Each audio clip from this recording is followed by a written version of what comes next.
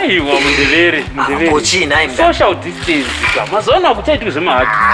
mundara makundishainira because I was away just for 2 weeks makundishainira mundevere but ndiri kutokuonesa unoziva kune zvimwe zvinhu zvatoita tichiti hei kaucha kana chichi but ike zvine zvashandi mwana wamai covid kai mundara makundiudza kuti ini ndiri kurwara because I was away. Is that what you are saying? Ndopoti une covid but honestly speaking wana izvo zvaunaka na mask auna kana mask but kune covid ndinayo mask unairi muhomwere mundevere mundara musavhare nyaya imimi muri kuti ndiri kurwara here aiwa mundevere hausi kurwara but tiri kungozvidzivirira kuti ini ndogona ininika ndinayo covid ndokwanisa kupakurira kana kutambidza saka zvokurovana kana zvokuita seizvezveka ngatimbomira mwana wamai izvozvo zviri kuti ushamwari hwedu hwapera toramba tichingowirirana but tichimentena masafety precautions atakapiwa chete but zvauri kutaura izvi zvinomeka sense mundara wise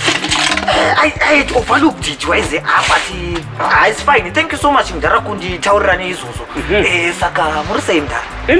indiripo kwakuri sekudeni boss wekuti ari sei amai madhamu yangu bozotyira wadzikira kudai aiwa ini ndiri kubvunza kuti manje mazomutengera here madhamu q super q aida kuuna aiwa mukadzoka nditanotaurisa mundara anofanira kunamirwa muromo uya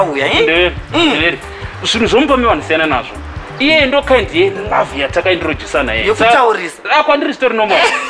akasatodaroka ndazovati ari kurwara mudhara mukadzi wako sometimes anotaurisa zvinhu zvisingaite mudhara aiwa kana musingakushanya thank you so much mudhara kana torana palanchika kuona kuti uripo mundevere ndine pepa plus nhasi wanzwa here mundevere kantini isihleyo yacho somunandi wandiona palanchi